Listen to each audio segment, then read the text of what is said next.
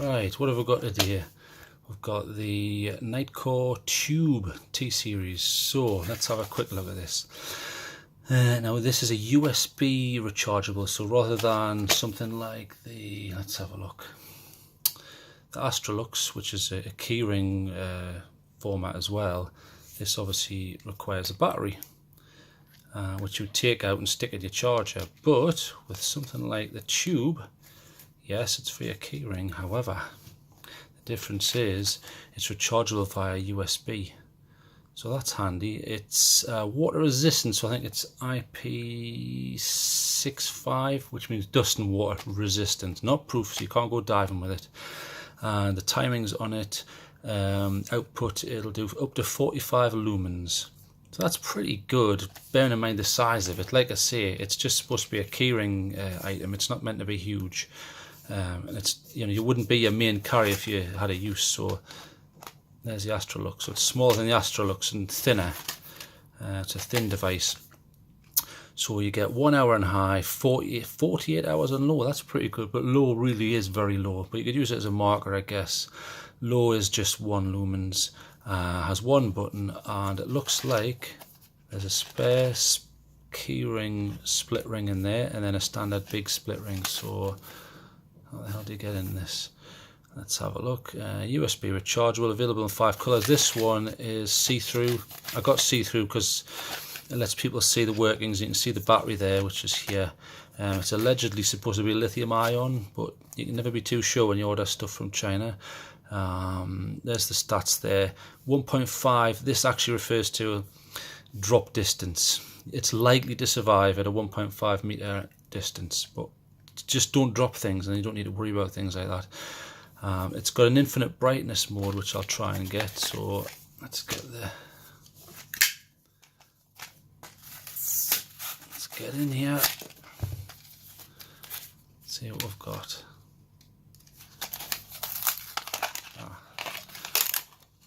Right, okay, so we'll take them out. So like I say, you've got small split ring there, which I presume, yeah, would go on here just to go take it straight in a keyring, or you've got a larger one there if you wanted to put that and then put all your keys on. So you can see through there, you can see the components. You have the 4 screws, and then that's your lithium ion battery. Then there's the circuit board. There's your USB input, which has a little retainer there. If I can work out how to open the damn thing.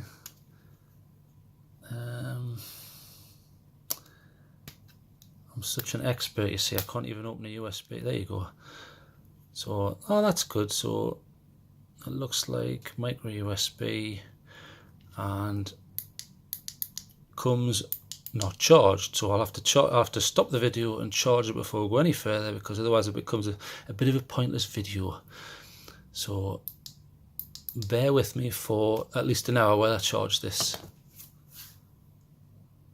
Right, welcome back. So I just wanted to show you the charging process. So stick a USB in here, and you get the charging light. So there's the red LED charging light next to the power button. Oh, it's starting to work. It's starting to work already, but it's turning off immediately.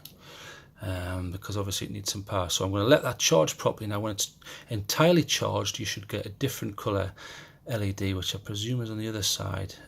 It's blue. So when that's fully charged, we can do a review. So let's turn that off and let it charge.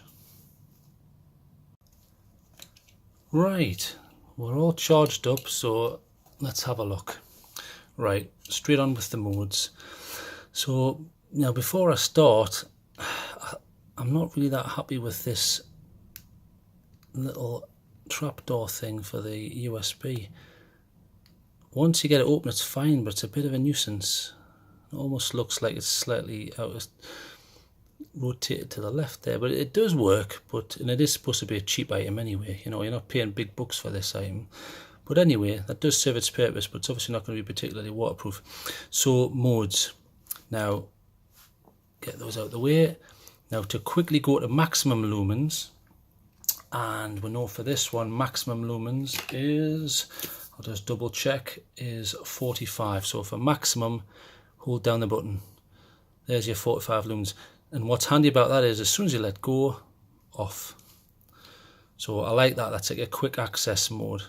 So hold and you get your 45 lumens. Perfect. Let go and it's off. And then apart from that, there's another few modes. So your basic modes, there's two. So the first one is, and I'll do this. So you have high and low, and it cycles between them. So low there is 1 lumen there, they're rating that as. Press it again and it's high at 45. That looks brighter than 45 to me, but okay, I'll go off what they're quoting.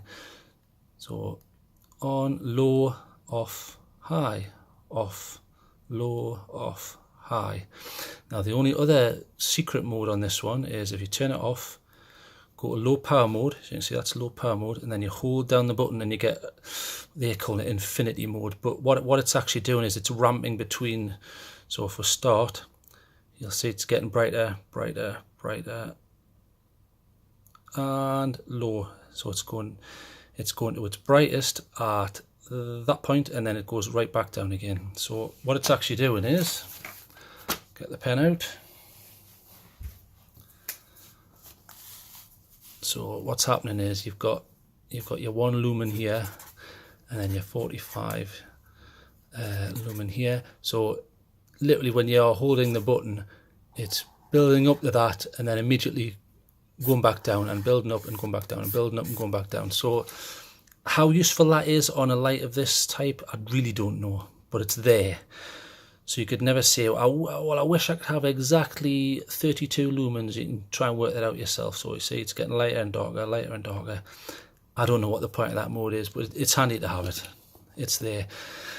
Right, so let's mark this thing. And then I'll go out and have another shot. I have had a shot before I've done this video, so I can actually talk about this now. Do you know what? I like the size. I wish there was more output, but let's look at the size. So as a size comparison, there's the Astrolux K1. So this puts out 360 with the particular LED in here. So you're getting 360 lumens. I would rather go for something bigger, $5 more, and you get 360 lumens instead of 45, personally. That's what I would want to do. So, but it's a tough one. It depends what your budget is or how much space you want to take up. But look, there's not a lot of difference in size. You know, dear me. And the battery's going to last longer in that one. So I like how small it is. I like how cheap it is. It's handy, but the one thing I don't like is the design. So of the LED. Now, if you look at this one, you have a reflector. And when I'm talking about reflector, what I mean is not the glass, but inside you have a bowl. So let's get the pen out.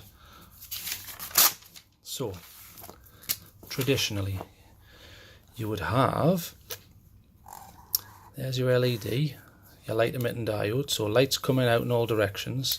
So on this particular design, the light is coming out in every direction, well, until it hits these pieces of plastic at the side anyway, so there's a slight bump there. So, okay, there's your light. So your light's coming out in that arc.